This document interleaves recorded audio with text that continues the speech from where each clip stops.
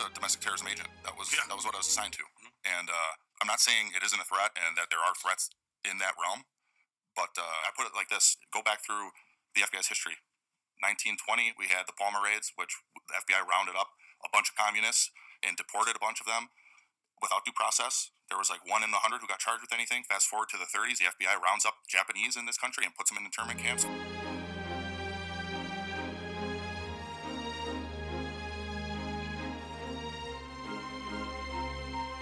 Fast forward a little bit more, FBI tries to get Martin Luther King Jr. to commit suicide.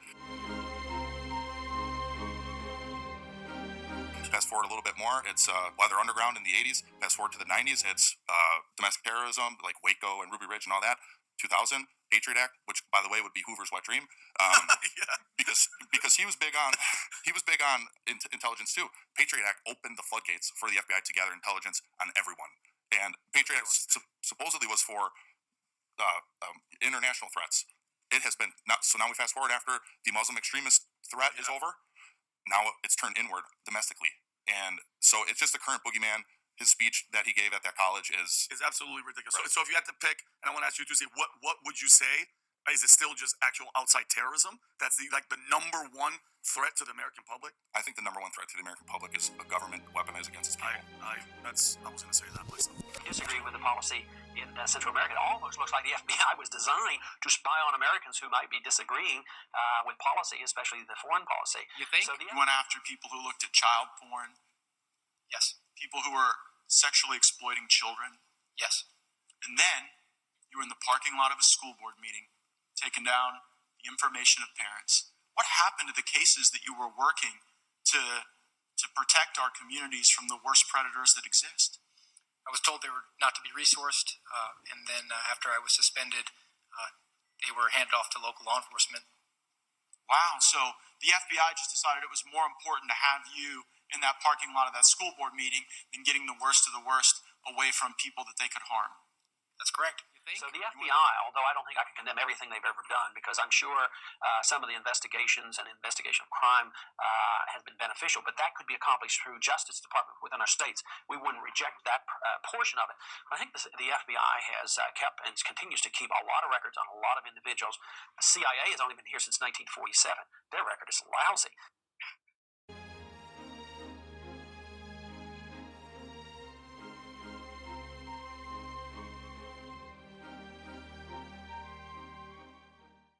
Let's take the Gretchen Whitmer Wolverine Watchman case, which I actually had involvement in. The governor of Michigan, you're saying? Yes. The plot homegrown terrorists were going to kidnap her. That story. Yeah. Okay, yeah. And so the demand for domestic terrorism in this country is from the political elite and the people standing at the lectern. It vastly outstrips the supply that actually exists. And the nature of the FBI that has now evolved from law enforcement to domestic intelligence collection, our friend Kyle Seraphin puts this really well. Criminal investigations are linear. Beginning, crime happens, middle, investigate, end, there's a conviction. Intelligence operations are circular. You open an investigation up to get more intelligence. What does that get you? More intelligence. What does that get you? The ability to spin out other investigations that are more intelligence.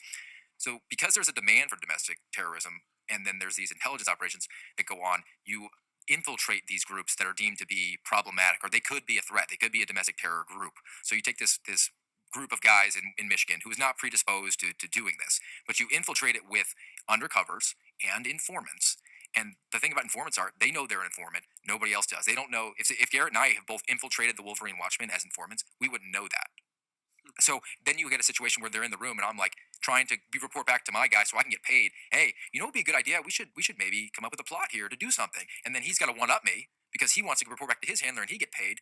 And that's how the thing can snowball out of control. And that's why you see these situations like on January 6th or back to Whitmer, where these guys were not predisposed to engaging in something that was going to be violent or anything that could be construed as terrorism. And in fact, at one point in that case, the group was breaking down and the agents were telling their informants, hold it together, which is not in keeping with the tradition of law enforcement. If there's a plot to rob a bank and on the way one guy's like, nah, let's not, you don't arrest him for robbing the bank. Now, on January 6th, I'm very confident that there was infiltration from informants and undercovers on not just the FBI, who gets painted with the brush of being federal law enforcement, it's everything. The Department of Homeland Security has 10x the budget of the FBI and has a nexus to terrorism and national security.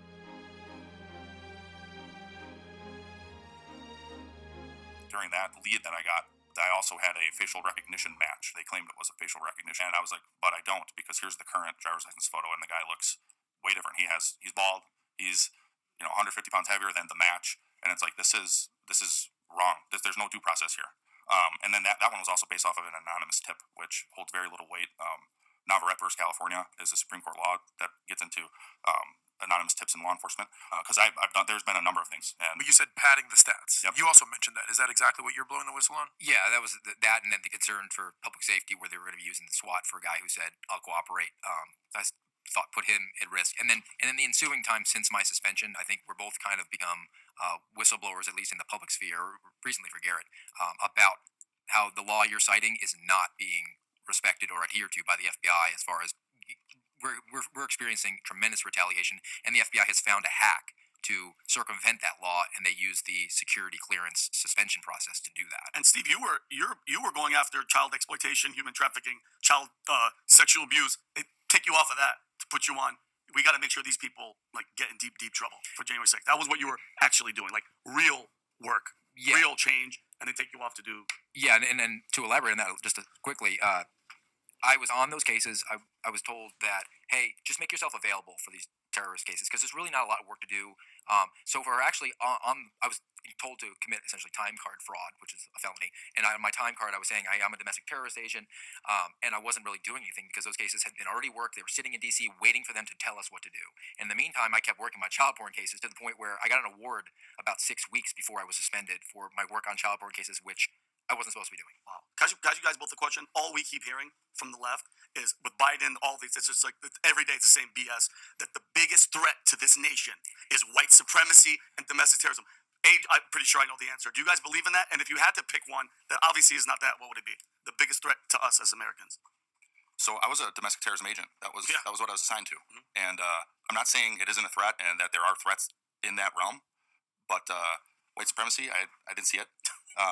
Domestic terrorism as the biggest threat, I didn't see it. It's just the boogeyman for today. Wow. Apple wants what it wants, and that's to not open the phone. FBI wants to open the phone. Where do you stand on this? Well, I think the standoff is between the Constitution and those who would like to use arbitrary authority on the people and violate the Constitution.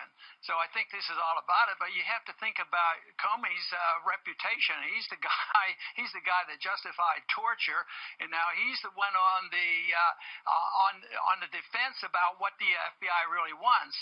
He says it's just this one time, and now we find out there are 7 cases, and now we have the FBI admitting that it is a precedent setting standard that they want. So I think he has lost all credibility, on what he's talking about, and he's lost all credibility that he has any real desire to defend the Constitution, and that's why I think Apple is a much better defender of our liberties than our government at this moment. Police officers, like me, are imperfect beings, but we strive to uphold the law and the Constitution. People who go to work every day trying to make their communities better. Court documents indicate that there were at least 8 FBI informants known as CHSs, for confidential human informants, in the Proud Boys, which was one of the groups that organized the January 6th protest. There's evidence that FBI also had CHS and Oath Keepers, another January 6th activist group, and former FBI supervisor intelligence analyst George Hill told the subcommittee that the Boston office asked for video footage from the 6th protest. The Washington field office said they could not give access to the 11,000 hours of video footage available because there may be UCs, undercover officers, or CHSs, which what we just talked about, confidential human sources, on those videos whose identity we need to protect. And it wasn't just the FBI who had undercover informants and agents in the crowd. There were undercover agents and informants from other law enforcement agencies, including the Washington, D.C. Metro Police, who were acting like Trump supporters. Indeed, there may have been hundreds of undercover government agents and informants, both local and federal, in the crowd on January 6th. Some even said there were 100 to 200 Secret Service agents alone at the Capitol Hill before and during the breach of the police barriers. One court filing alleges that there were at least 20 FBI assets at the Capitol. The thing that made me click to leave the Republican Party was looking at the Reagan administration after 6 years and deciding that not only did he not reduce the size of government, he made it worse than anything any Democrat could have ever done by expanding the role of government. So is a libertarian just a more conservative Republican? In free enterprise, yes, we're conservative. We believe in the free enterprise system, but we're more like liberals when it comes to civil liberties because we don't want to regulate lifestyles. We want to let people's privacy be respected, and we want to leave people alone. The FBI can extract whatever they want from me. I'm willing to bear that burden. I've sworn to defend this country from enemies, both foreign and domestic, even if that means sacrificing my life. I've lived that oath out since first enlisting in the Army, consistently saying, "Here am I, send me." My oath, however, did not include sacrificing the hopes, dreams, and livelihood of my family, my strong, beautiful, and courageous wife, and our 4 sweet and beautiful daughters who have endured this process along with me. In weaponized fashion, the FBI allowed me to accept orders to a new position halfway across the country. They allowed us to sell my family's home. They ordered me to report to the new unit when our youngest daughter was 2 weeks old. Then, on my first day on the new assignment, they suspended me, rendering my family homeless.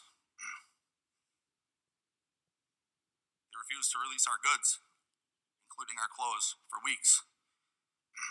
All I wanted to do was serve my country by stopping bad guys and protecting the innocent. To my chagrin, bad guys have begun running parts of the government, making it difficult to continue to serve this nation and protect the innocent. But I, for one, will never stop trying, and I will never forget my oath. Thank you. All of the hardships you've gone through. If one of your really good friends, your former colleagues, came to you and said, "I have this thing that is being covered up, and I think the American people need to know about it," what advice would you give them?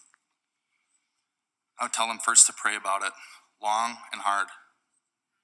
And I would tell them I could take it to Congress for them, or I could put them in touch with Congress, but I would advise them not to do it. So you would legitimately try to protect one of your colleagues from doing what you have done? Absolutely.